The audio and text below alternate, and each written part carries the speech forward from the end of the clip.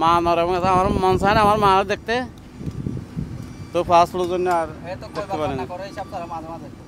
কে আমার ফুলা, আমার মা, আমার একাংশ সব মারা যাইতেছে, তা আমাদের মন চায় না দেশে যাবো, দেশে তো ঘুরে যাবে, তো সরকার এই সুযোগটা দেয় না। বিমান আইবার সুযোগটা নাই, টাকা নাই, গরিব মানুষ তাহলে চুরি করি আমার লোকের সাথে তলার আয় বসছে, তাহলে আর এখনও কসম ফাস্ট ফুড করার সুযোগটা সরকারে দেয় নাই। এখন আমাদের কুয়ালটা ফাড়া আর কি, আমরা তো বৈধ টাকা লাগে না, তো আমরা দেশে যাই পারি না। এখন মাঝখানে যে সুযোগ দিল সেই সুযোগ কাজে লাগাতে পারেন নাই?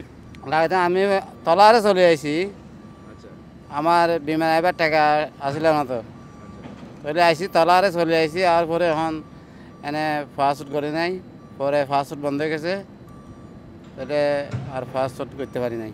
কতদিন হলো আপনি এসেছেন এখানে? আমি আসছি 13 বছর।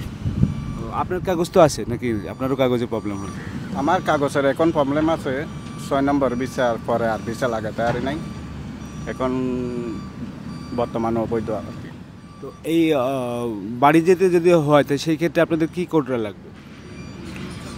আমাদের লাগবে পাসপোর্ট রিনিউ করতে মনে করেন সময় লাগে, পাসপোর্টের কারণে ভিসা লাগাতে পারি নাই, এখন বর্তমানে পাসপোর্টের কারণে অবৈধ আছে আর কি।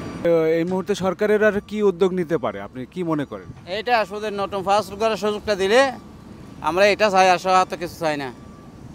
ফাস্ট ফুডটা দেখ, আমরা যাতে ফাস্ট ফুডটা বানাই আনি, পরে আমরা ভিসা লাগাই দেশে যাই।